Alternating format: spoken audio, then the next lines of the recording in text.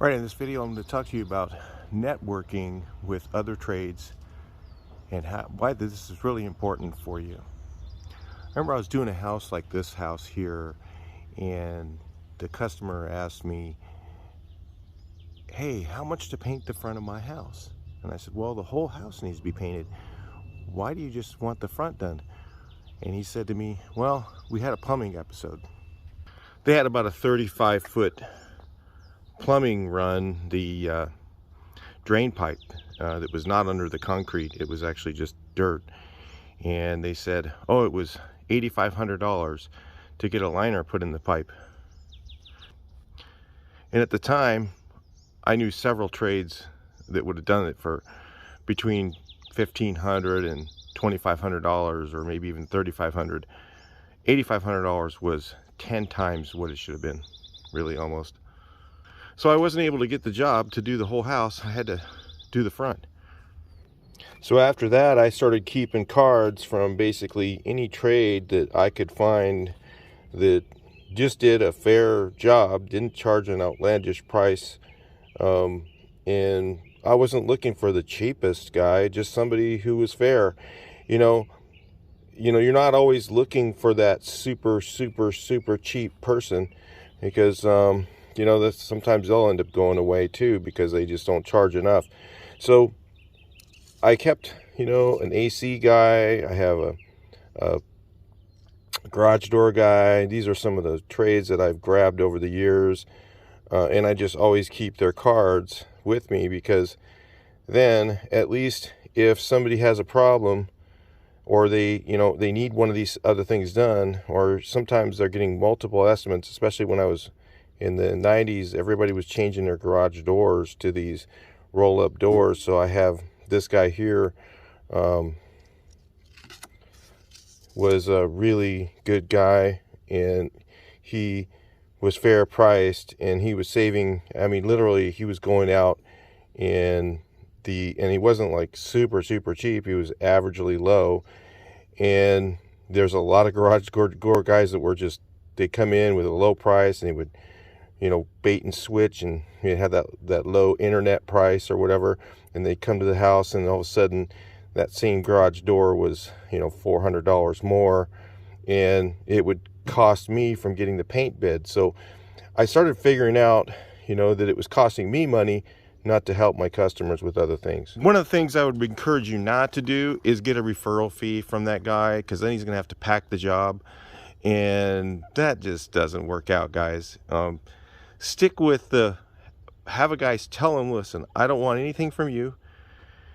Just treat the customer fair. That's all I want. When they call you, treat them good. Don't give them, a cheap price and come back with a really high one, or change order them, or give them, a really high price or something like that. Like typically in the plumbing business, these guys come out and they go like $69 to do a clean out, and then they never do the $69 clean out, right? They come out and oh, well, you got a drain problem, it's going to cost you $8,000. That's what you don't want.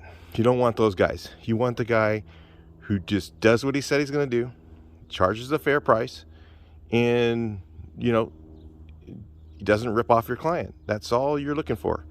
And getting a referral fee from them is going to make them have to try and do something, or or trying to get them to always give you all the paint bids that they go on. Eventually they're going to, just because they're getting work from you, they're going to go, hey, no, this guy's a good painter, call him, because they're getting something for them. So they're going to get something they're going to give something to you.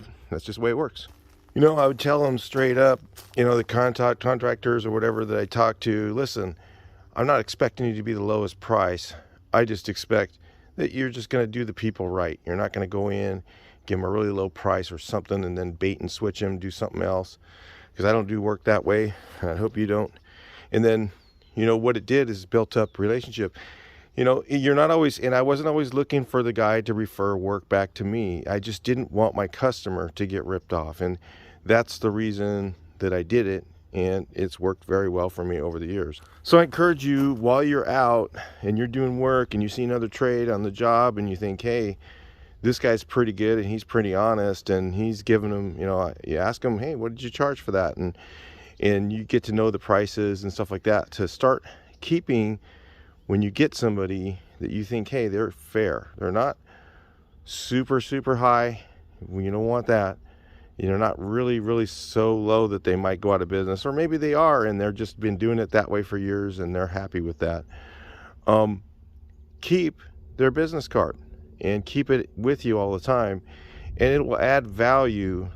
I've even gone out on estimates, and I said, oh, who'd you get an estimate for a carpet? Oh yeah, we got a carpet guy, he said this much. Hey, listen, here's my carpet guy, have him give you a price. That way, I don't know if you know who to call. At least this guy's referred, and I've used him before many times. And get a price from him, and as well. And or they say, oh, I'm getting new garage doors. Here's my garage door guy that I use. I've referred many times. He doesn't bait and switch. He doesn't give you a really low price and then come back really high or anything like that.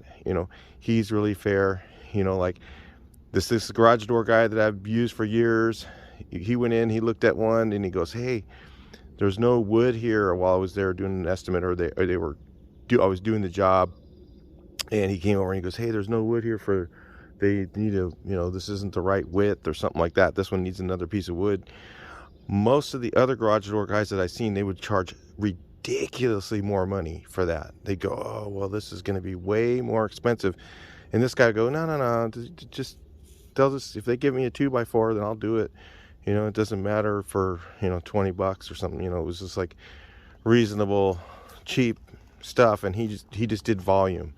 So, you get those kind of trades that you work with, and then what happens is it adds value to you as a painter when you're going out, and that, you're helping them not get ripped off. That's the whole thing. It's just not about, being the cheapest all the time. It's about doing a good job at a fair price, the same way that you do your work. There's other guys that are cheaper than you, right? And the same thing with the other trades. There's other guys that are probably cheaper than them, but you're not trying to get the cheapest. You're trying to get the most a fair price for a good job. So that's what I did many years ago. That's helped me, and I was actually doing really well from doing that when I was doing houses. And there was times when I would just get just one after the other house, because they would be usually doing a complete remodel or doing several things at once, getting a cash out loan at that time and doing that. I don't know if that's going on now, but that was going on back then. So anyway, I'll talk to you in the next video. Please like, share, and subscribe. Hope that helps you. Make sure you save those cards. Talk to you next one.